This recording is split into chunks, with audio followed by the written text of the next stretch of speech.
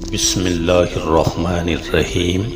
السلام علیکم ورحمۃ اللہ وبرکاتہ۔ عبدالحنان اردو سٹوری چینل پر خوش آمدید۔ ایک رات سلطان محمود غزنوی سو رہا تھا کہ یکایک اس کی آنکھ کھل گئی۔ پھر لاکھ چاہا کہ دوبارہ نیند آ جائے، مگر نیند کوسوں دور نکل چکی تھی۔ بستر پر تڑپتا اور کروٹیں بدلتا رہا۔ جب کسی طرح آنکھ نہ لگی تو خدا ترس بادشاہ کو خیال آیا کہ شاید کوئی مظلوم فریاد لایا ہے یا کوئی فقیر بھوکا آیا ہے، اس لیے نیند چٹ گئی ہے۔ غلام کو حکم دیا، باہر جا کر دیکھو کون ہے۔ غلام نے باہر جا کر دیکھا تو کوئی نہ تھا۔ واپس آ کر کہا، جہاں پناہ کوئی شخص نہیں۔ محمود نے پھر سوچا کہ سو رہے مگر نیند نہ آنی تھی، نہ آئی۔ وہی بے چینی اور گھبراہٹ پیدا ہو گئی۔ غلام کو دوبارہ کہا، اچھی طرح دیکھو کون داد خواہ آیا ہے۔ غلام دوڑے ہوئے گئے، ادھر ادھر دیکھا اور واپس آ کر بولے، حضور کوئی نہیں ہے۔ سلطان کو شبہ ہوا کہ شاید غلام تلاش کرنے سے جی چراتے ہیں۔ غصہ میں خود کھڑا ہوا اور تلوار ہاتھ میں لیے ہوئے باہر آ گیا۔ بہت تلاش کی مگر کوئی شخص نظر نہ آیا۔ قریب ہی ایک مسجد تھی، اس کے دروازے پر آ کر اندر کی طرف جھانکا تو آہستہ آہستہ کسی کے رونے کی آواز آئی۔ قریب پہنچ کر دیکھا تو ایک شخص فرش پر پڑا ہوا نظر آیا۔ اس کا منہ زمین سے لگا ہوا تھا، آنکھوں سے آنسو جاری تھے، آہیں بھر رہا تھا۔ پھر کہنے لگا کہ سلطان کا دروازہ بند ہے تو کیا سبحان کا دروازہ تو کھلا ہے؟ اگر محمود ولی سو رہا ہے تو حرج نہیں، معبود ازلی تو جاگ رہا ہے۔ محمود یہ سن کر اس کے بالکل قریب پہنچ کر بولا، محمود کی شکایت کیوں کرتا ہے؟ وہ تو ساری رات تیری تلاش میں بے چین ہے۔ بتا تجھے کیا تکلیف ہے؟ کس نے ستایا ہے؟ کیوں اور کس غرض سے آیا ہے؟ یہ سن کر وہ شخص اٹھ کھڑا ہوا اور پھوٹ پھوٹ کر روتا ہوا بولا، حضور ایک درباری کے ہاتھوں ستایا ہوا ہوں، مگر اس کا نام نہیں جانتا۔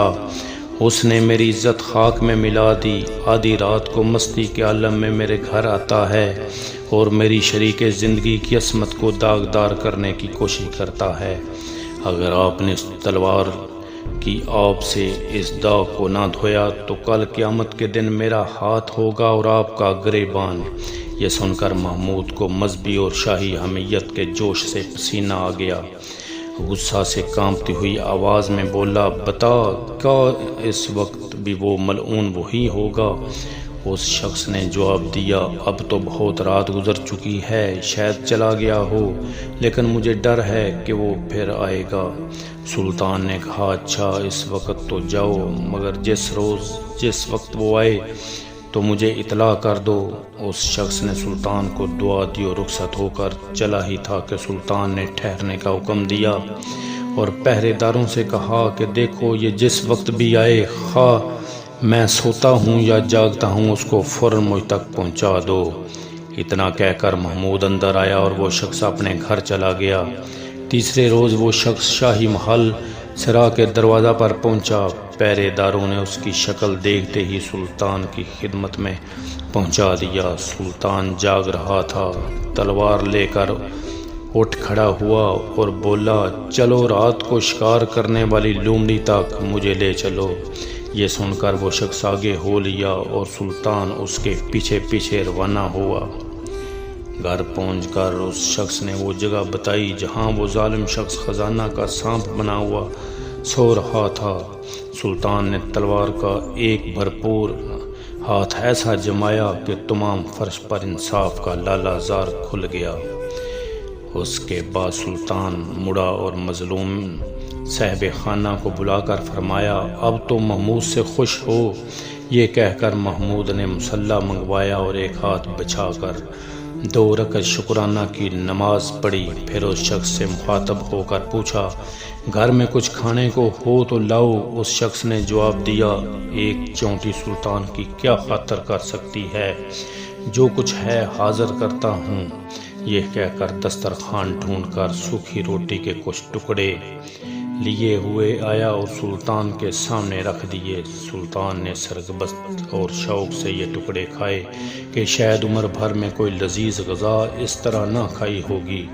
کھانے سے فارغ ہو کر سلطان نے اس شخص سے کہا، معاف کرنا، میں نے تمہیں کھانے کے لیے تکلیف دی، لیکن سنو، بات یہ ہے کہ جس روز تم ملے اور اپنا دکھڑا سنایا، اس وقت میں نے قسم کھائی تھی کہ جب تک اس خبیث کے سر کو اس کے شانے سے جدا کر کے تمہارے گھر کو پاک نہ کر دوں گا، رزق کو حرام سمجھوں گا۔ پھر 2 رکعت شکرانہ میں پڑھی جس پر تم حیران ہو رہے ہوگے، لیکن سنو، اس شخص کے متعلق مجھے اندیشہ تھا کہ میرے بیٹوں میں سے کوئی ہوگا۔ میں اپنے دل میں کہتا تھا کہ میرے درباریوں اور مصاحبوں کو اتنی جرأت نہیں ہو سکتی کہ وہ میرے مزاج سے واقف ہوتے ہوئے ایسی حرکت کریں۔ میں جس قدر زیادہ سوچتا گیا، اسی قدر میرا یقین بڑھتا گیا۔ اتنی بڑی گستاخی کی ہمت صرف بادشاہ کی اولاد کو ہو سکتی ہے، کیونکہ یہ عام طور پر غرور کے نشے میں مست رہتے ہیں۔ چنانچہ میں تمہارے ساتھ یہاں اپنے کسی فرزند کو تلاش کرنے کے ارادہ سے یہاں آیا تھا۔ جب میں نے صورت دیکھی تو معلوم ہوا کہ یہ میرا فرزند نہیں، کوئی غیر شخص ہے، اس لیے میں نے خدا کا شکر ادا کیا۔ آئیں اللہ پاک سے دعا کرتے ہیں کہ یا اللہ میرے وطن عزیز کو بھی سلطان محمود غزنوی جیسا حکمران عطا فرما، آمین یا رب العالمین۔ آخر میں تمام دوستوں سے گزارش ہے کہ ہمارے چینل عبدالحنان اردو اسٹوری کو لائک کریں، سبسکرائب کریں اور گھنٹی کا بٹن دبائیں تاکہ ہماری ہر آنے والی ویڈیو سب سے پہلے آپ کو ملے۔ بہت شکریہ۔